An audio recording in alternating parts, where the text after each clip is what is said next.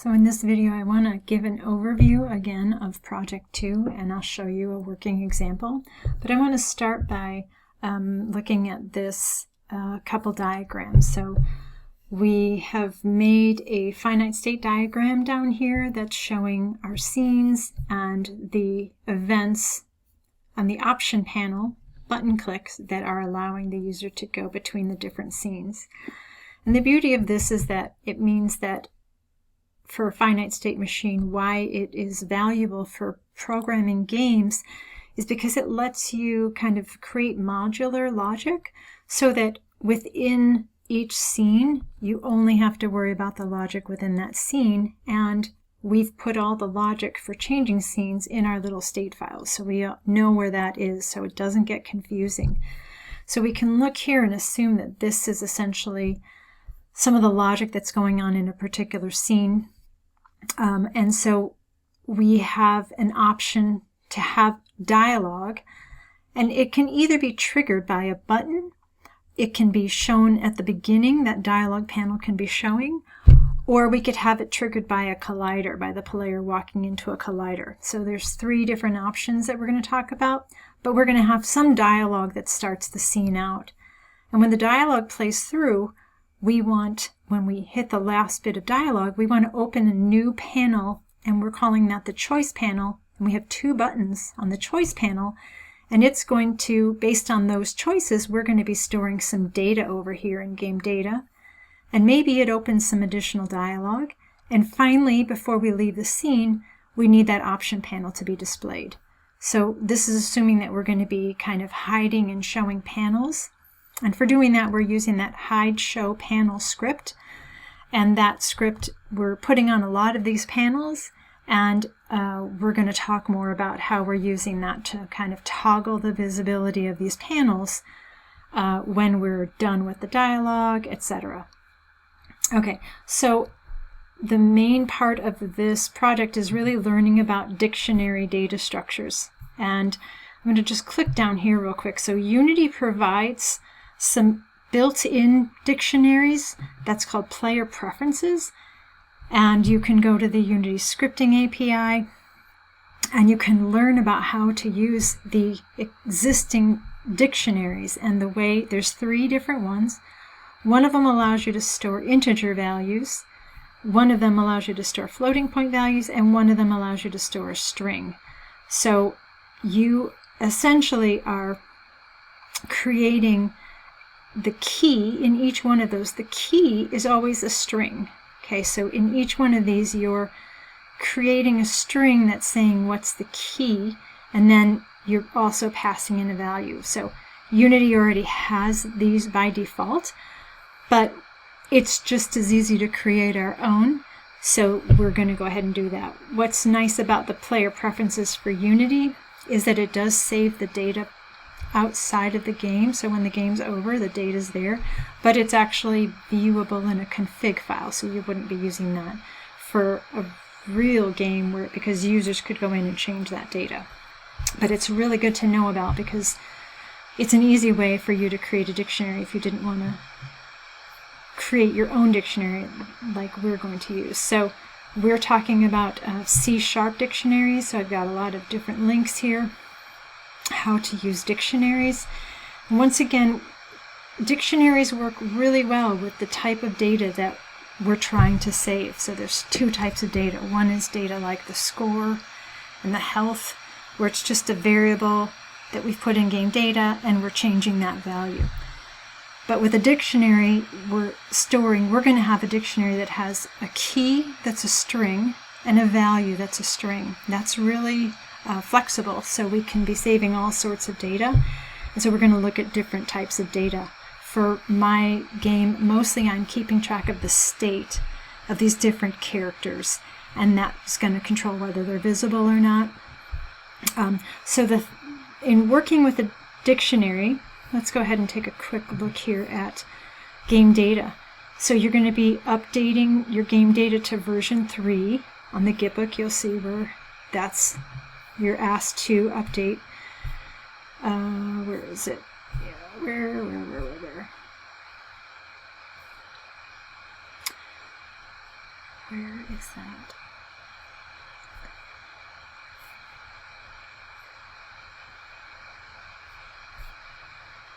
Let me do an update on this. Okay. We're in Project 2.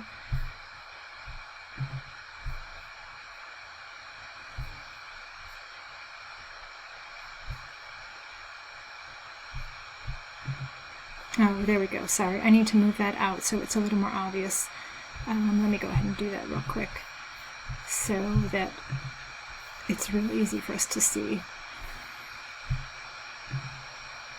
Okay.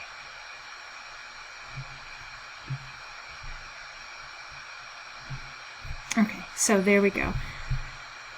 Okay, sorry, I want to make sure that that's visible because you're going to need to do that. You're going to need to update your okay, so let's come down and see that now.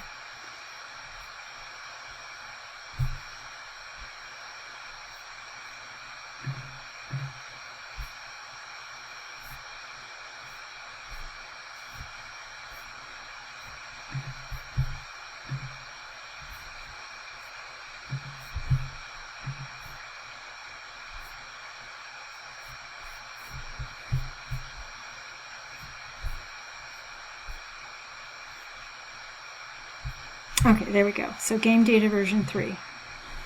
Okay, so you need to get this code and you need to overwrite game data. And so what this code is doing is providing, we already had this, right? Our static variable, our health and our score, we have those properties, but here we're declaring a dictionary and we are using the generics collection type. And we say we get to choose the data type of the key and the value, and we're choosing string for both. We give it a name, choice data, and then we're actually calling the constructor, which is just the name of the dictionary and the data type. And then we've added some methods so we can interact with that data. Let's see. So I've also added some other methods, but let's go ahead and see. Okay, so save choice is one of the methods. And it is, we pass in the string that's the key and the string that's the value. And we're always going to check and see, does that key already exist in the dictionary? If the key already exists, then we're just going to change the value that's associated with it. Otherwise, and the way that we reference a dictionary item is by the name of the dictionary.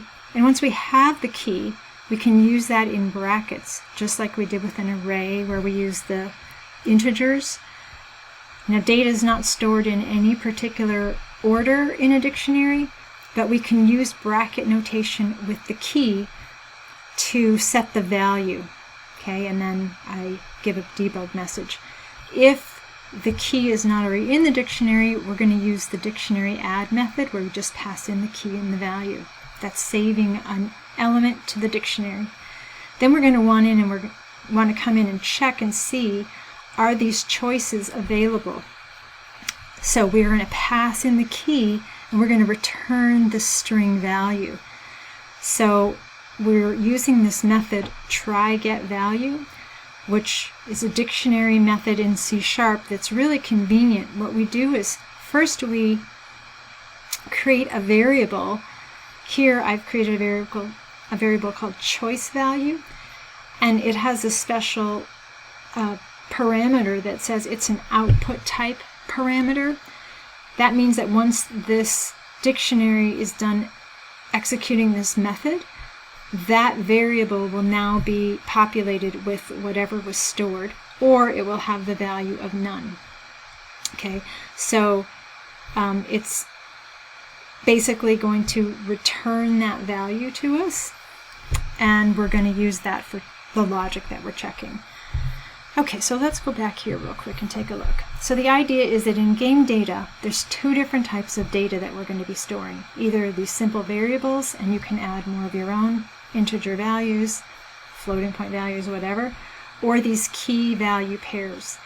And for the key value pairs, we will often have one key that will have set of different types of values. So we'll be checking, hey, what is the value of, for me, it's that I have that Lucy state. Let's get that variable going.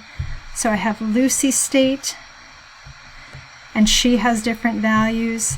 I have like the robot state, and it has values. It's either an agent or it's parts, if it's been sold for parts, or it's a companion. So this one key is going to be storing one of these values, and depending on what that value is, that's some of the logic that will be set in the game. Okay, I was going to use custom events, but I decided to take those out. But you guys can read in the, that's game data version 4 down here with custom events. We're not going to use that. It's just a nice way to communicate between game objects, but we're going to skip that. Okay, so game data, right, we're looking at what's the types of information that we're storing, and what are the methods. So I've added some methods. We have the add method was already there, right? We're passing in a value. It's increasing the score. Buy is decreasing. Take damage decreases the health. Boost health increases the health. These all have to be public. And then we have these methods, save choice, get choice, and remove choice. And they're either going to have the key and the value being passed in, or just the key being passed in. Okay, so that's the game data that we're going to be using for our logic. Okay, so we'll come back here and kind of take a look at how these are the game objects. So we're going to have this choice panel is going to have this script on it called save choice, and we're going to come and see how these different game objects work. Okay, so let's take a quick look at the Unity scene. Okay, so in this scene, this is my start scene. I've also got a player preferences prefab over here that when you hit the tab key, it'll come in, so we can be checking the score and the health, and this will also give a little information about whether something's changed. And then we have all these panels that are getting toggled. So I have a dialogue panel, right? All these panels have the canvas group on them, right? And so here's my dialogue panel, and I'm going to go ahead and set that back to 0. So this dialogue manager script that you guys worked with, I'm going to have it showing on start. So when this scene is loaded, it's going to be making sure that that's visible. And then I've got what's the next panel that's going to open after this dialogue is done. It's the choice panel. And this is just a panel with 2 buttons. I've made mine vertical buttons.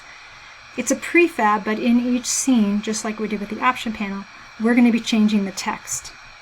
Okay, and so once the dialogue is done, and here it has this conversation scriptable object, right? So I have 4 conversations, and that was in my table. So here I'm using the begin scene conversation, and the dialogue is open to begin with. The next panel to open is the choice panel, and then I've added logic that will check once a conversation's been played. It won't play it again if I come back to this scene. And to do that, I added logic to say, hey, what's the final panel to be open? And it's pretty much always the option panel. I want to always make sure that when I come into this scene, if the dialogue manager runs and finds that there's no conversation, I want it to open that option panel. So let's take a quick look at how this would work. Okay, so here, this is Lucy. She's looking for help from the robot. The robot's not all that helpful.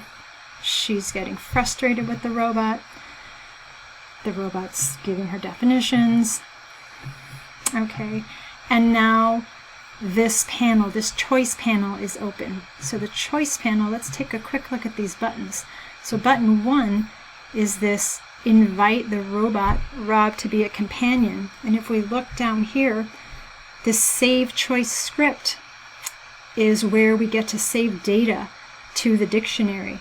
So this save choice script is on each button of the choice panel, and it gives us the ability to store as many key value pairs as we want.